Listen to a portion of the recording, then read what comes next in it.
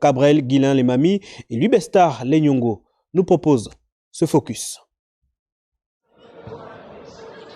L'Université des sciences de la santé, sollicitée davantage par de nombreux bacheliers qui souhaitent l'intégrer afin de poursuivre leurs études supérieures, notamment en médecine ou encore en pharmacie.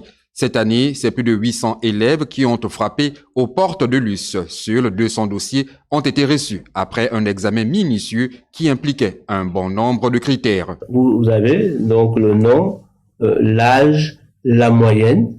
Et puis ce sont tous des gens qui ont eu le bac au premier tour. On n'a pas fait ça de façon partisane ou bien en voulant prendre des copains et des parents. Ceux qui répondaient à ces critères-là ont été pris. Donc il n'y a aucun problème à ce niveau-là. Et on ne peut pas. Et l'année prochaine, je crains que nous soyons obligés de diminuer encore ce nombre-là. Pourquoi ces critères? Selon le doyen de la faculté de médecine, la formation en santé nécessite une qualité de formation.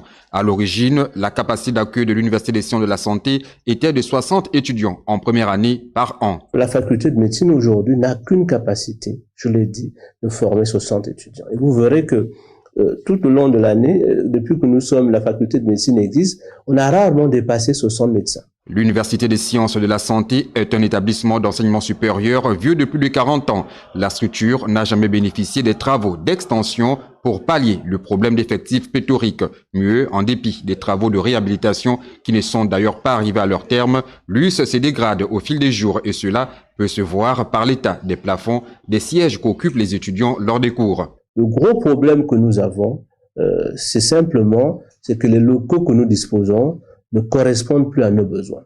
Mais je voudrais insister, ce n'est pas pour avoir des amphis pour recevoir 1000 étudiants dans un amphi.